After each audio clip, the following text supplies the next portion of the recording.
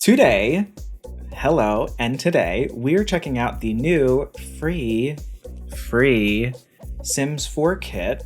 I guess temporarily free Sims 4 kit, the Desert Luxe Kit, which is free temporarily. Wow. Yeah, today we're going to be doing a build that focuses on, my take on how we can utilize this kit. Also, listen, what I've been learning about YouTube is that people drop off in like 30 seconds sometimes, especially if they don't regularly watch my content. I'm already past the 30-second mark, so we're running out of time. For this build, you have to stick with me because it's ugly at first. It's ugly for a while. I'm not gonna... Please, stick around. Stick around. I'm not gonna lie to you. It's not cute for a while. It's a brutalist build, so it's very simple and stripped back, which in The Sims means that it's ugly, okay? So... please just stick around. I think that it gets cute, and I would love to know if you agree with me by the end of this video. So, ever since I started doing this on YouTube, I've been driving around in my little car and like actually looking at houses, and they're just boxes, y'all. But if you just make a box in The Sims, it looks like a box. We are going to be doing a house in the style of Brutalism, which, if you don't know, was a style originated in the I guess, like, mid-1900s. And initially, it was actually a style that was completely derived from the need for low-cost but functional buildings. A lot of times, my cat is going to jump up on my desk right now and cause a lot of hell. A lot of times, this style of building was associated with low-income housing, and so for decades, there was a... And there's my cat. Nice. Anyway, a lot of times this style of building was associated with low-income housing, and then as affluent white people do, it was taken and turned into something that was super appealing and desired. So here we are, making a brutalist build. Anyway, I do like this style in general. I think it's really cool. Obviously, there are some sort of negative connotations, I think, associated with brutalism. Definitely a very cold style, and it's interesting because I think where brutalism is today versus its origins is that more often it's perceived to be less functional and less like a place that you would live, when that's really where the style started, was to make a low-cost place for living. It's sort of like, what are the basic things that you need to get by? So I started this build before actually having the kit. I started the build before the kit came out, and then a little bit later on, you'll see me start to drop in items. So the concrete and the wallpaper and everything like that we're using right now is really just a placeholder for the items that ultimately come with the kit. So my thoughts on this kit. First of all, very surprising to receive it for free. I wonder where this is coming from. But very happy that there is new content available for free for people that have been playing the game for a very long time, or people that are just tired of paying for the game. From an aesthetic standpoint, I really like the kit a lot. There are, certain items I think are more usable than others, but I think it's a really cool kit that you can use in most of your builds. What's nice about this is that the colors definitely complement base game, which if you've watched basically any video on my channel yet at this point, that's usually what I complain about, is that many packs don't pair well with base game, which makes no sense. But this pack does. The colors that come with this pack work really well with the base game color palette, the wood tones that are included in base game, and all of these sort of like stones and concretes as well. So I love that. And the objects, I think, are really versatile, It's interesting that we're getting this kit that's more of like a patio kit when we already have the patio stuff pack. Definitely different styles, but I don't know. Did y'all feel like the patio section was kind of like an underserved section of the house? I don't know. I feel like maybe there are some other areas of The Sims that could have used a little bit more love than outdoor furniture. But that being said, I do enjoy the items that we got with this kit. I have two small critiques for this kit. The first one is that I wish the bar and grill locked into place with a counter in a more natural way. At some point in this build, you may see me start like playing around with trying to lock the bar and grill. We're not at Applebee's, y'all. Oh no, but it is a bar and grill. Anyway, you'll see me start trying to lock these into counters, and it just doesn't look good. You definitely have to use the Alt key and place it off the grid to line things up together. And even then, it kind of, I don't know, it doesn't look great. So I do wish, because the style of this kit is so clean line, it's so streamlined, and I think the intent is for everything to just kind of blend into one another. I really do wish that the bar and the grill worked better with counters.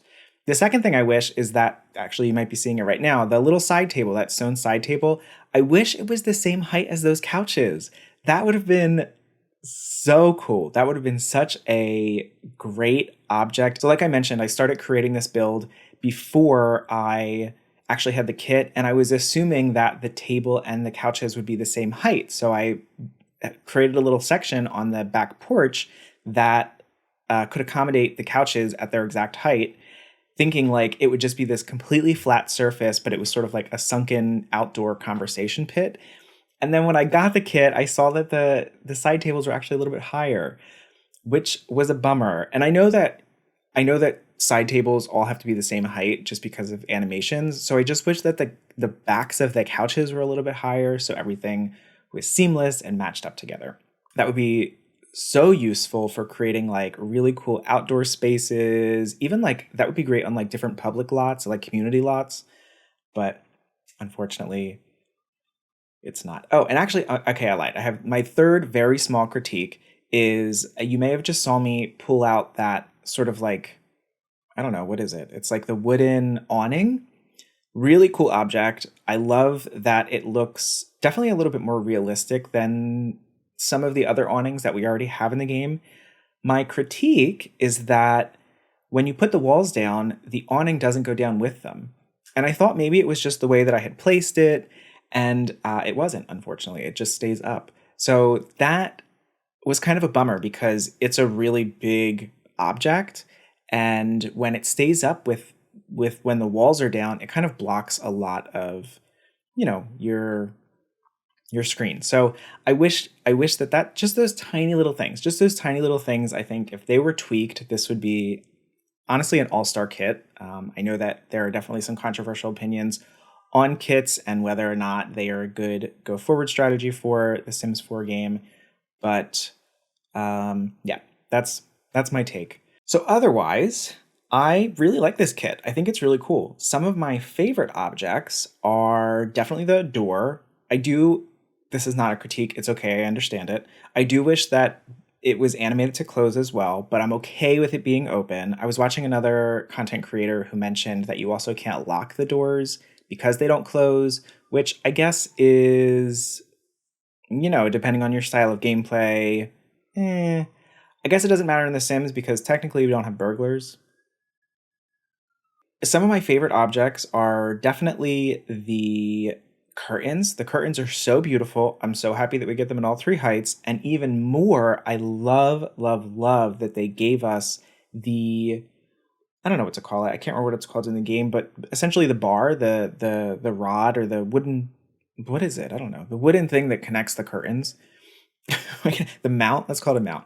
I love that they gave us the mount object separately because first off, it makes the curtains look more realistic, unlike literally every other curtain that we have in the game. And second, you can use that for so many things. I actually have another build that's coming out in a little bit. I'm working on an Addams Family build. Spoiler. And I used that object as a like trim at the top of the walls, and it looks so great. So I'm really, really happy that this object is in the game. We don't have anything like it in either regular objects or even in debug. So that's by far, as a builder, one of my favorite adds. And then, yeah, here is when I was kind of like trying to figure out what to do with this little outdoor section. My intention was to use every object in the kit, and ultimately I wasn't able to use that big fireplace. Everything else I'm pretty sure from the kit made it into this build, but I just couldn't figure out a way with this layout and kind of how everything was set up. I couldn't figure out how to utilize the fireplace. So I was kind of like playing around with a couple different things in the back here. Ultimately, I ended up using I used one debug objects, which I found recently, which is just a wooden platform in the Eco Lifestyle debug. There are two platforms that are so useful. There's a wooden platform and a stone platform that is sort of like 4 stone tiles. Oh my gosh, I was so excited when I found that because it's such a great way to accent smaller spaces like that, but give it a little bit more of detail. Like if you're not going to make a complete, if you don't have room to do like a complete platform, but you want to have some level of detail that's not just changing the tiles, those debug platforms are so great. And then here, I think, is when everything kind of clicks into place. I'm working on the roof, and before this, it was just looking like a gray box the whole time, and I was really trying to stay true to the Brutalist style, where essentially, well, most things usually are concrete or stone. I was really trying to stay true to that, and it wasn't reading to me. So instead, I brought in a little bit of timber, which works better with the Desert Luxe Kit anyway. I brought in a little bit of timber, so we have a beautiful wooden roof. And then what I did here was I put half walls around the platforms on the roof, but I made them lower. And then I raised up the platforms higher than the half walls. And I think it works out really well. The platforms have a platform trim that's from, I want to say Seasons, but it's great because it makes it look like there are sort of like these insets inside of the wood on top. And I just think it adds such great detail to the build overall. And I think ultimately this ends up being a house that's like a good second home. I think the price ends up being a little bit over 50,000 simoleons, so it works out as a good second home, 1 bedroom, just getting things started, have a little bit of money, and you want to kind of elevate your life a little bit. Definitely a minimal build, right? I mean, it's definitely stripped back. This is definitely about simple living, live with less, live with what you need. I like how I used the Sulani glass sort of like tiles, the floor tiles that cut through a ceiling. And it really lets light pour into this space in a unique way. But we have the living space. Right next to it is our small bedroom, really tiny, you know, nothing more than what you need in there. As you go outside, we enter in the kitchen. Again, very utilitarian, very stripped back to just functional things. And then on the opposite side of the kitchen, we have our very simple bathroom. We have a freestanding shower in there, and just a nice big wall length mirror. And then we'll go outside. We can check out our big oversized lap pool and lounging chairs. Maybe not the best lot placement because your view is of the street, but for uploading to the gallery purposes, I had to have the house flip this way. If you download this, I may flip the house the opposite way to face the landscape instead. But yeah, that's just our backyard where we have our seating area and grill. And then we'll cut through the house one more time to check out the front. I think it came out pretty cool. I like this build. It's definitely more simple than some of the things that I've been working on recently. So it was nice to explore The Sims in a little bit of a different way. My personal style is definitely a bit more on the modern side, and a lot of the stuff I've been working on recently is really ornate, really detailed, and really cluttered. So it was nice to strip things back a bit and work on a style that is maybe a little bit more aligned to my personal taste. But also a challenge because, again, it's really hard to make a box look interesting in this game. And I don't know. I would love to know if you think that I did that. I think I did. I don't know. Do you think that I did? Let me know. Let me know in the comments. Otherwise, if you would like to download this build, it is now available on the gallery. My name on the gallery is the same as it is here, which is just Patrick Creates. And yeah, if you like this video, feel free to hit like because that kind of stuff is helpful for the old algorithm. And if you want to see more content like this, I got a lot of stuff coming up, including that Addams Family build that I mentioned earlier. So yeah, feel free to subscribe because I'm going to be doing this probably every week for the foreseeable future. So I'll be here and I would love if you were here hanging out with me. That is all I have for today, y'all. So until next time.